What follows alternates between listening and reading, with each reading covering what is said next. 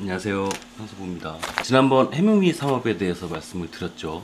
오늘은 인호술 삼합에 대해서 해묘미가 원시지구의 모습이었다면 인호술은 뭘까요?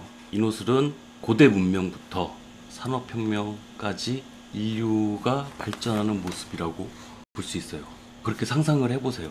해묘미가 생명체의 확산이었다면 인호술은 인류 문명 발전의 폭발적인 그런 변화 과정이라고 생각해 보실 수가 있습니다.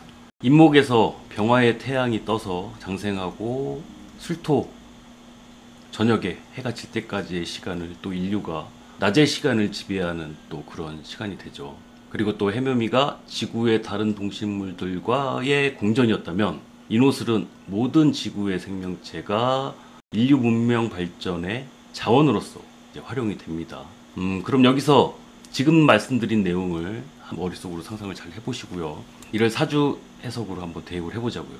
일단 가불목 일가는 이렇게 해석할 수가 있어요. 비겁과 식상을 쓴다. 예를 들어서 우리 호신 선생님 사주를 한번 생각을 해보세요. 호신 선생님이 무식상이심에도 불구하고 한 번씩 식상이 폭발하시죠.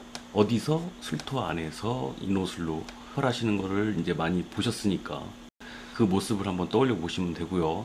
그리고 연월이 해묘미라는 것은 일시가 내가 인호술인데 연월이 해묘미야. 그러면 이제 어떻게 보실 수 있냐면 내가 사는 사회가 좀 미개한 거예요. 그러니까 원시인이야. 원시인들이 사는 세상에 인호술 세계의 사람이 있으니까 뭔가 좀 한 발짝 앞서 나갈 수 있는 사람이 될 수 있겠죠. 그리고 이제 병정화일간 같은 경우는 인성이 비겁을 폭발적으로 늘어나게 만들죠. 이거는 우리 서호 선생님을 한번 떠올려 보시면 돼요. 서호 선생님의 인성이 유튜브라는 매개체를 통해서 비겁들을 폭발적으로 늘어나게 만들죠.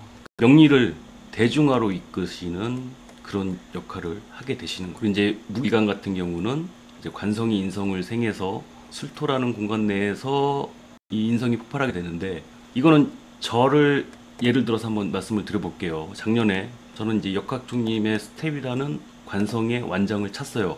완장은 완장이죠. 힘이 없어서 그렇지. 완장은 완장인데 이게 계기가 돼서 오화가 지속적으로 커지게 되고 술토라는 겁제의 안전장치 내에서 폭발을 한 거예요. 그렇게 한번 이제 머릿속으로 그려보시면 되고요.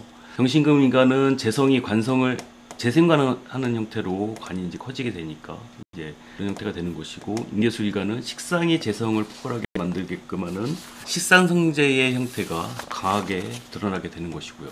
간략하게 말씀을 드렸는데 이거를 인호술 삼합은 이 인호술 삼합의 단계별 과정은 마치 이제 증기기관차하고 비슷하다고 상상하시면 돼요. 산업혁명을 이룬 증기기관의 발명과 이를 통해서 하게 되는 그 모습들을 한번 상상을 해보세요. 오화는 이제 마력과 화력이라는 이제 에너지원이라고 비유를 할 수가 있는데, 이제 병화와 사화가 그냥 자연적인 태양빛이라고 친다면 오화는 에너지원, 인류가 만들어낸 그리스 로마 시대의 프로메테우스가 인류에게 선사한 선물이라는 이런 에너지원을 갖게 되는 것인데, 이것이 술토라는 공간 안에서 있어야 뭔가 좀 안정적으로 폭발의 에너지를 사용할 수 있는 형태가 되는 것이죠. 그래서 한번 이거 보자고요.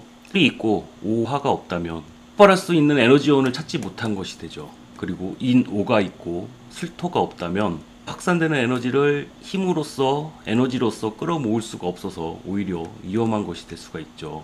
그리고 이제 오술이 있고 임 없다면 뭔가 지속적인 에너지를 사용하기가 이제 어려워지는 형태가 되는 것이고요. 그래서 이제 일간별로 자신이 인호술이 어떤 폭발적인 잠재력이 있는지를 한번 생각해 보시는 기회가 되시길 바랍니다.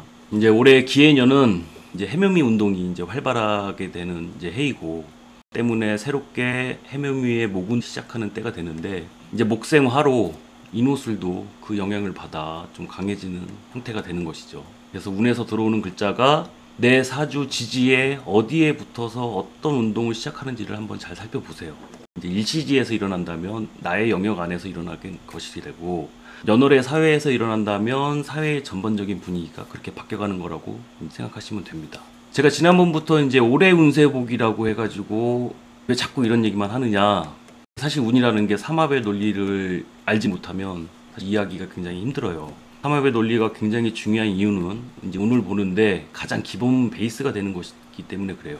운을 해석할 때 필요한 12운성과 12신살은 바로 이런 삼합에서 파생된 것입니다. 그래서 삼합의 논리를 이해하지 못하고 12운성과 12신살을 사용해서 운을 본다는 것은 모래 위에 성 쌓는 거하고 좀 비슷하고 보시면 돼요. 근데 이제 그런 분도 계실 거예요. 나는 삼합이 안 돼 있는데요. 나는 삼합 뭐 필요 없는데요. 라고 하실 분들이 계시겠지만 그렇게 안 돼 있더라도 모든 사람은 4대운이면 월지와 관련된 삼합 운동이 일어납니다.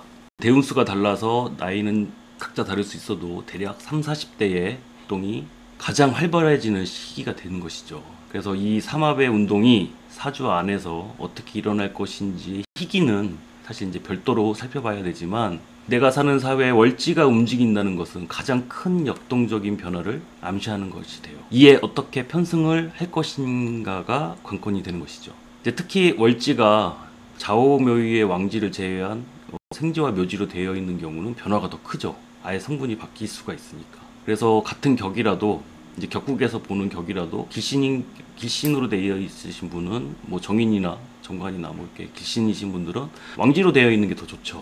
왕지로 되어 있으면 더 좋다고 할 수 있고 반대로 흉신격이면 왕지보다는 생지나 묘지로 되어 있는 것이 더 낫다고 할 수 있죠. 이제 왕지로 흉신이 월지가 되어 있으면 왕지는 이제 속성 자체가 변하는 것이 아니기 때문에 제압해야 되는 형태가 돼요. 내가 완전히 제압을 해서 제어를 해야 되는 형태이기 때문에 그렇다고 할 수 있고요. 이제 앞으로 이제 삼합에 대해서 이제 계속 말씀을 드리겠지만 눈치 빠르신 분들은 좀 아셨을 거예요. 다음 사유 전기와 항공, 반도체의 발명으로 인해서 인류가 밤과 거리와 그러니까 시간과 공간, 시공을 어느 정도 지배하게 되는 문명이 되죠. 그러니까 현대 문명의 모습이라고 볼 수가 있는데 이에 대한 것도 한번 생각을 한번 많이 해보세요. 그리고 신자지는 이제 정신적인 영역 그리고 우주로 향하는 미래 인류의 모습 이런 식으로 또 이제 생각해 보실 수 있는 거니까 이에 대한 내용은 다음 시간에 제가 또 말씀드리는 걸로 하고 더 좋은 내용으로 찾아뵙겠습니다. 좋아요와 구독 부탁드려요.